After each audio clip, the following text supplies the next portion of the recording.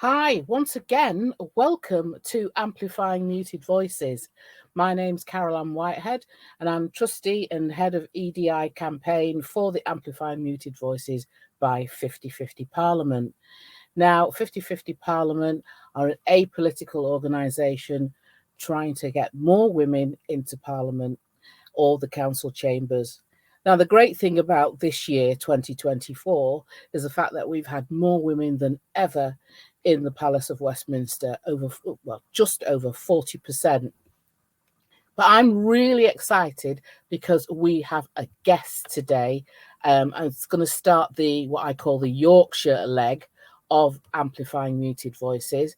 And we have with us, I'm going to see, she's in the green room there. She is, and into the studio.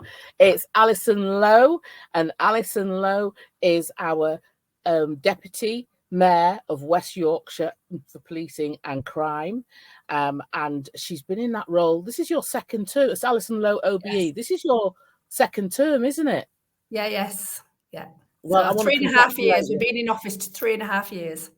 3.5 years.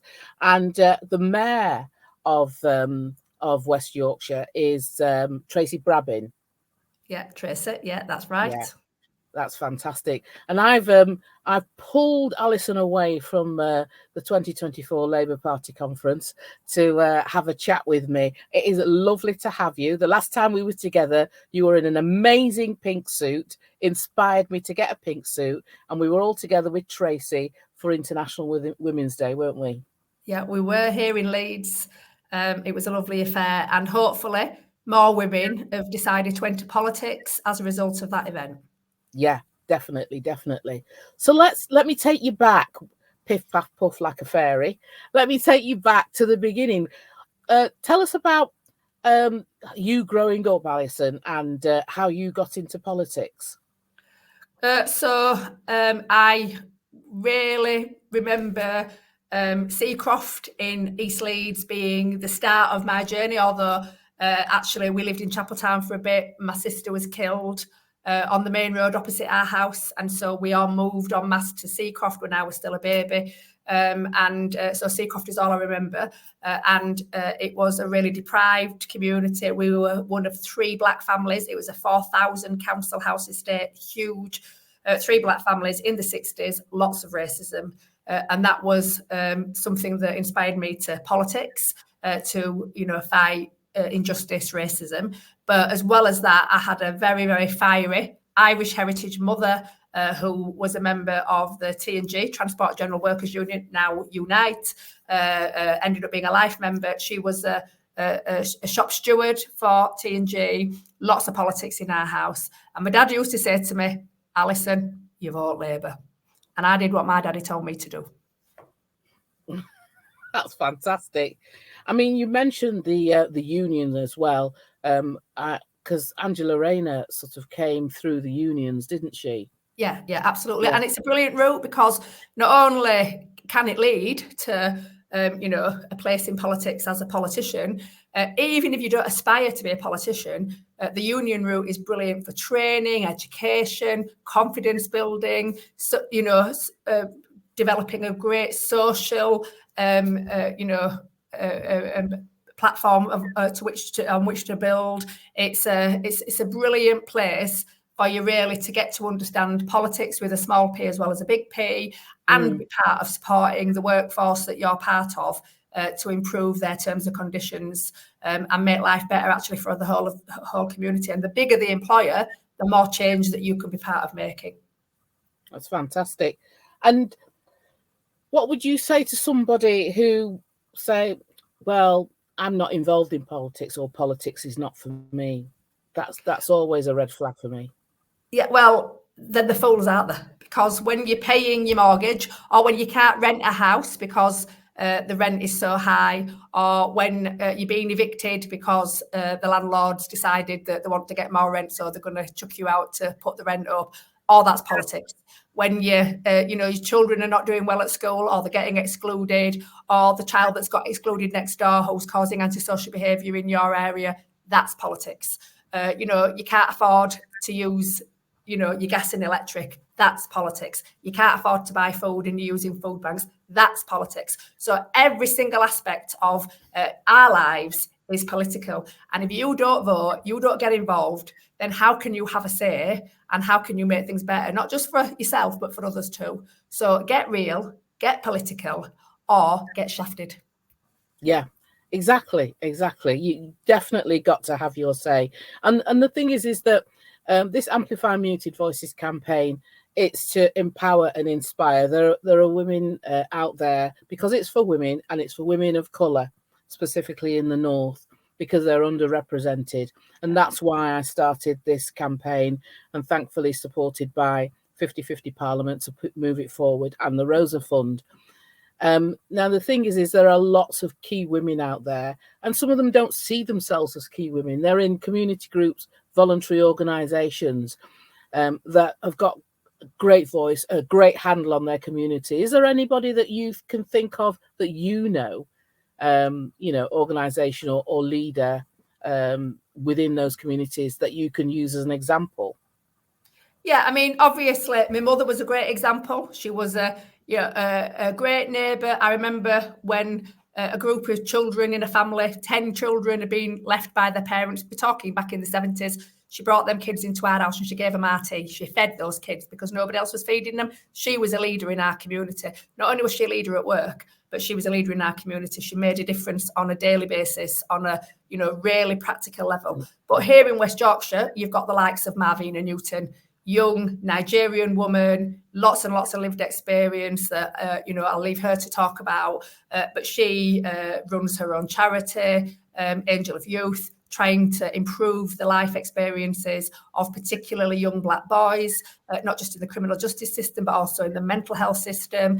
Has done a huge piece of work with young boys on their mental health and called Black Boy Joy. And as a result of that work, I was able to use that video, sent it to West Yorkshire Police, because the boys were saying that stop and search caused them no joy. That led them to having no joy and led them to having mental health difficulties because it was so random and unfair. And of course, race disparities were abounding. So I sent that video to the Chief Constable here in West Yorkshire, and we met the boys who had done that video alongside Marvina.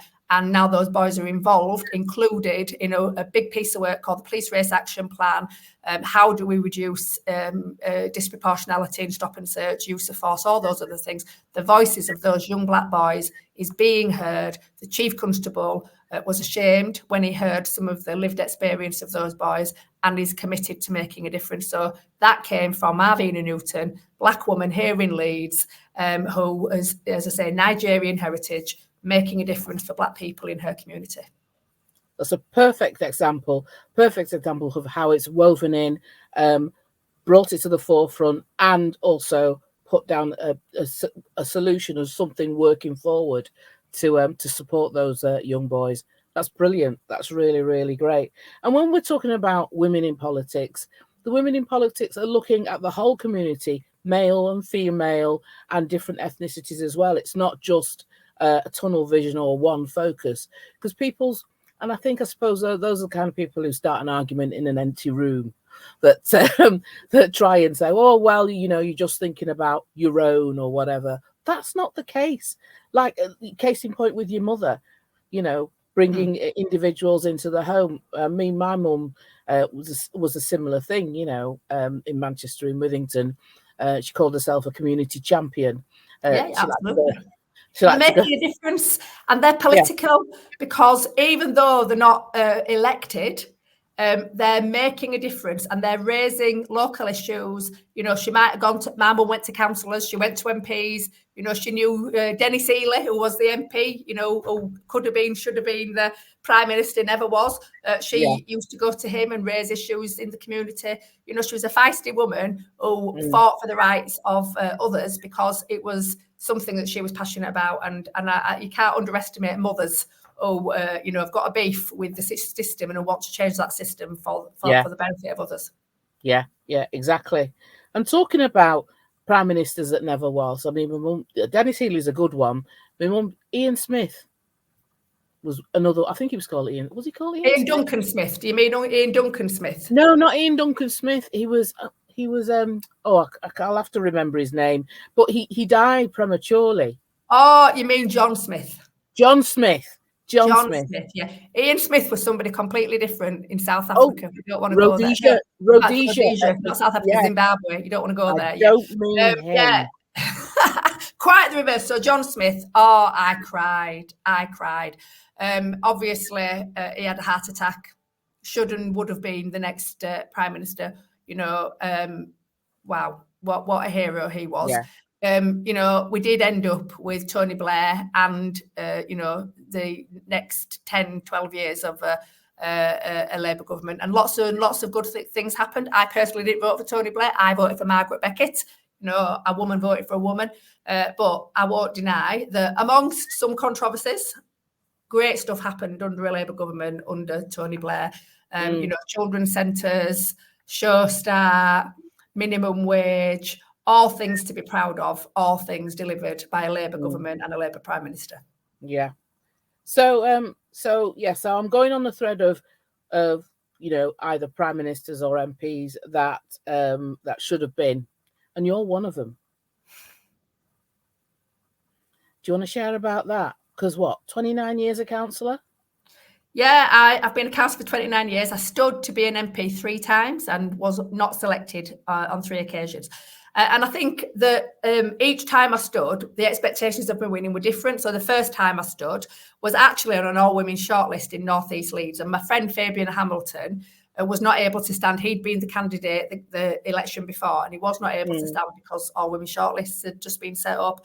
And he wanted me to stand because he respected me. I knew him very well. He knew I would be a very passionate constituency MP. And I did not win, but the person who did win was not endorsed by the Labour Party. Meanwhile, the Labour Party's stance on all-women shortlist was being challenged in the courts by 2 men who were not able to be selected in another bit of West Yorkshire. And so the Labour Party had to abandon all-women shortlists. And so Fabian was then able to stand, and as you know, he's been an MP for a very long time, a very successful MP in North East Leeds. The next time I stood was Leeds West. Now, Leeds West was one where I did expect to win. Others expected me to win. I was the local councillor. I chaired the constituency, and I was, very heavily engaged with the constituency. But I lost to Rachel Reeves by 4 votes. And in a way,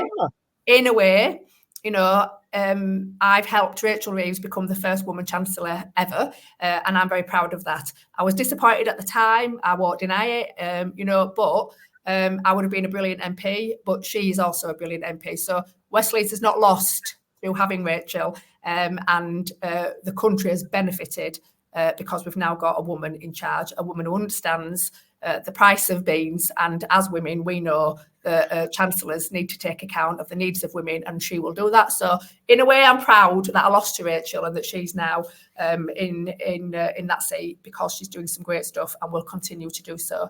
And then the third time, of course, that I stood was in Batley in Spain. When actually I didn't expect to win, and I just lived in the constituency. I'd moved to the constituency and was asked to stand by some local activists who felt that I was, I represented the politics that they wanted to be represented. And so I stood and was beaten by Jo Cox. And we all know that Jo Cox was tragically murdered, that was a really sad time. And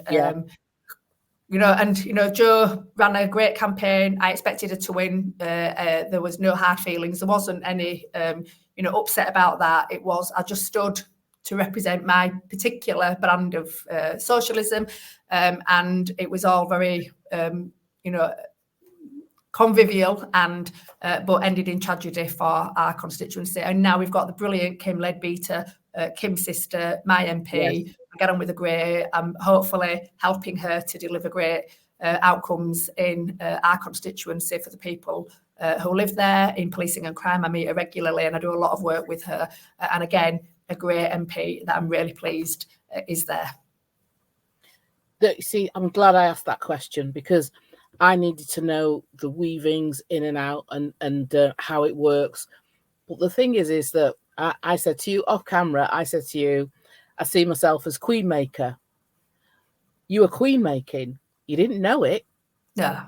But you were queen making. You're up there, you know, because you know I hold you in high esteem anyway. But there was a different reason.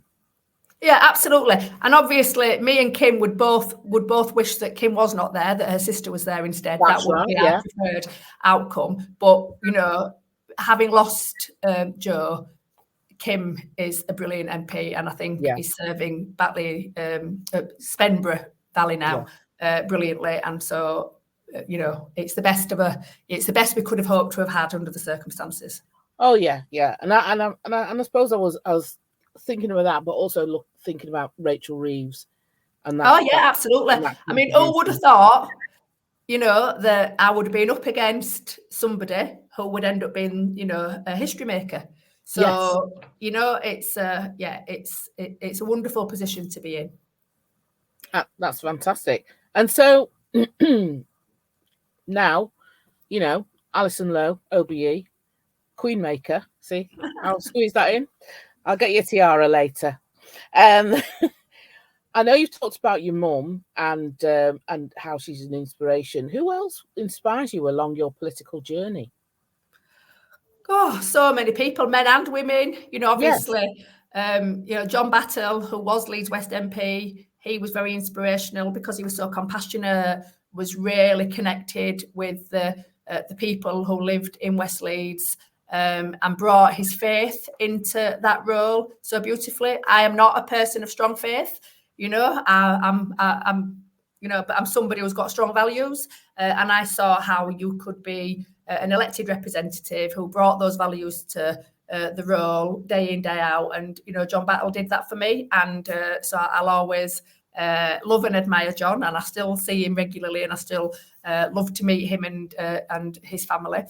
You know, there's, you know, various people in Leeds. So Judith Blake, Baroness Judith Blake, the leader. Funnily enough, when I first met Judith, for some reason, I didn't like her. And I told her I didn't like her. And I can't remember now why I didn't like her. It must have been something somebody told me. I think somebody said something about her. And I, you know, when you're young, I was in my 30s and wild and very, you know, very suggestible. And I thought, oh, right, I don't like her. And you know what she did? She came and she said to me, I remember it so well, in the car park of the Civic Hall. She says, Alison, I hear you don't like me. Can you tell me why? Because if I didn't like you, you knew about it. I didn't hold back. No, I'm not saying that's a strength, but it's definitely, you know, a feature of me is that I'm an open book. I've got ADHD. I've got no filter. So, you know, if I feel something, you know about it. But what I really loved was she just came and asked me. And I thought, you know what? I think I'm wrong about this woman. She's brave. She's my kind of person. She's open. She's honest. She's just asked me this question. And when she asked me, why don't you like me? I couldn't find a reason. Actually, there was no evidence to substantiate me not liking her. And I said, you know what, Judith, I think I've got you wrong and I apologise. And you know what, I think we can start again. And we did start again. And she ended up being leader of Leeds City Council. And now Baroness Blake, been on a brilliant journey. I was the chair of the Labour group when she was the leader. So I was part of helping her get her policies through and, you know, influencing the group in particular ways, so that when Judith wanted to go in a particular direction, we were able to get that vote through. So we worked together hand in glove, and we worked really, really well together in partnership. But what was important with Judith was that it showed me that don't think that how you start with somebody is how you're going to end with somebody. It's all your mindset. Yeah. If you're determined to never change your mind about somebody, not only are you an idiot and a bit of a bigot, but you'll never get the benefit of the joy of that relationship. And me and Judith have had a great friendship. And, you know, I'm really delighted for her on the journey that she's been in, you know, now in the House of Lords, helping to get those socialist policies through that are making a difference to ordinary people's lives. And that's what I'm all about. So more power to her elbow. See, that's a great anecdote for young and old, especially young people coming up, not knowing an individual and not liking them, and also sort of working in intergenerational situations as well. Like, oh, I don't like that, or whatever. That is a great anecdote there. But also in politics, you've got to understand that in politics, you're going to meet people that don't agree with you and you don't agree with them. You have different values and you don't even like on some occasions. But if you want to achieve your objective, your political objective, and make the change that you believe in possible, you have to work with those people. So you have to find a way around. Fortunately for me, Judith was on the same page as I was politically, and I could like her and I did like her. But sometimes you're not in that happy place and you have to see the bigger picture. And the bigger picture is, I want to make the world a safer, better place for everybody, and particularly people who struggle to get their share of the pie. And so I need to work with person X or person Y, even if I don't agree with their policies or they don't agree with my politics or I don't like them, because that's a small thing compared to the big thing we're trying to achieve. And from an intersectionality point of view, you hinted at your ADHD, and sometimes via your ADHD lens, that also affects the way you see somebody until you go, actually. And it was her that came to you and said, "Oh yeah, absolutely. Why don't you like?" Well, I mean, good on her for doing that. Absolutely. I was scary. I was scary in those days. I think she was really brave. What do you mean you're scary now? I'm not really. I'm lovely, but I can be tough, because at the end of the day, when you get to be a woman in a position of power, sometimes you have to make decisions that are not popular, or you have to make difficult decisions, and that, in a way, others you in the eyes of some of the people that you're working with. Oh, she's not very nice, or she's not very kind, or she's tough, or whatever it is. And you have got to have that level of separation from the people that you're making decisions about. Otherwise, you won't be able to make those decisions. So you can appear to be a bit scary, and that's part and parcel of leadership, I'm afraid. Yeah, definitely. Right, I've got to ask you a question that's slightly away from politics. But if I don't bring this in, two other scary women that I love and adore, but they are scary, which is Inspector Samantha Alexander and Sergeant Sandra Smith. Yeah, lovely women. Sergeant Sandra Smith, founder of Women of Colour in Policing, WOSIP. So I worked on the phase 1 with Bedfordshire Police. It was Triforce, really, Bedfordshire, Hertfordshire and Cambridgeshire Police, for the pilot phase of WOSIP. And then we pulled you in, and you were you stormed in with some of your anecdotes, and you basically supported the campaign. From that campaign, it's gone from strength to strength. What are your views on it at the moment, and where it's going? Well, I think it's really important that we support Black women in policing. Women in policing is important, full stop, because, over a period of years, the number of women had steadily declined in policing for all sorts of reasons. It's shift work, it's difficult when you're a woman, you've got childcare responsibilities, and nationally the number of women had reduced. But through the Uplift programme, we've seen more women becoming police officers, as we have here in West Yorkshire. So we've gone from just over 35% of our police force of 6,500 officers. There's 11,500 police officers and staff, by the way, but 6,500 were officers, and we had 35% were women. We're now just under 40% as a result of Uplift, and the number of police officers who were female who have joined. The retention rates are really good, better than many nationally. So we're keeping those women, and it's really important that we support them, because women in policing provide, I think, a different perspective, a different experience for the public. Trust and confidence in policing is at an all-time low, particularly amongst communities of colour. And I think that where you've got women with their different approaches, I think that can only be a good thing. And where you've got Black women, not only are they role models to other Black women and Black people and Black communities, and to show them that policing is changing. I won't say it has changed, because that would be presumptuous, and it's also not true. But it is changing steadily, changing faster in some forces than others. I'd like to say here in West Yorkshire that we've got a brilliant police race action plan that we're working to, and that there's lots and lots of green shoots of success, and we're doing really well on the relationships that we've got with our communities. But having Black police officers can only accelerate those conversations we're having, improve the relationship we've got with our communities of interest. And so I think it's really important. And also from a fairness perspective, why shouldn't Black women be police officers if that's what they want to be? And so we've got to be supporting any woman, any person of colour, any person with a different ability, neurodiversity. If they aspire to be a police officer, let's create all the pathways into that role that we can, and then give them all the support that they need to stay. Yeah. I mean, one of the interviews I did was looking at policing, not just from an officer level, like you've got Inspector Samantha Alexander, she's in forensics, and there's lots and lots of different areas of policing, all cogs that make the machine go round, that really involving a lot of people of colour in policing. Well, I'm going to say that section was dedicated to Cislin Fay Allen. That's what I'm going to do. The first Black policewoman. I think I'll dedicate that section to her. Yeah, brilliant. Right, I'm going to wrap it up, and I want you to when we finish, I want you to wait in the green room so I can have a word with you before you leave. But I'm going to wrap it up, and I want you back to Amplifying Muted Voices, back to 50-50 Parliament. What would you say to inspire a woman of colour today to stand at local and general election? Either to be a councillor or an MP. Or you've both. done both. Or both. Or both. I know many MPs who have been councillors first and then be councillors again.